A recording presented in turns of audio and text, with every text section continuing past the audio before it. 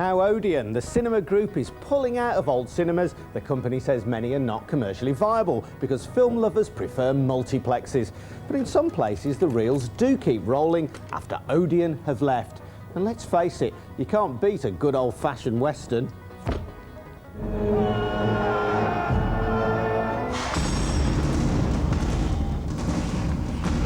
The Mummy returns, a huge Hollywood hit. The Hollywood Cinema in Norwich, that is. 8 months ago, the Hollywood was an Odeon, but they didn't want to run it anymore. They said there was too much competition from local multiplexes. And in October, it looked as though the lights had gone down for the final time. That ended 30 years as the Odeon. Heather Fountain had worked at the cinema for 25 years. On the night it actually closed down, I never thought it would open up again, especially as the cinema. In some places, that might indeed have been it. Odeon sold the White Ladies ABC in Bristol with a legal clause preventing the new owner reopening it as a cinema. In Walthamstow, Odeon insisted buyers of the ABC could only show Asian films. There, the new owner had to pay more to lift the restriction. These clauses are called restrictive covenants. They've been a feature of property deals for centuries, and they're perfectly within the law.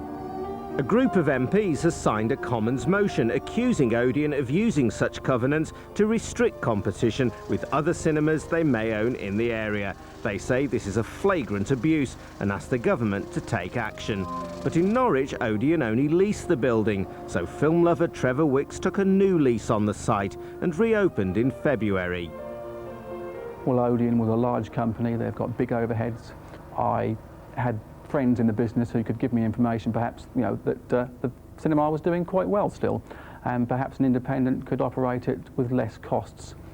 And business is booming. As well as new releases, the Hollywood also offers filmgoers more choice by showing special screenings, and recent hits the multiplexes have stopped showing. We visited in April, and the Hollywood was still showing this. 3 and 4. Well, I fancied seeing B. Elliot, and this is the only place you can see it today.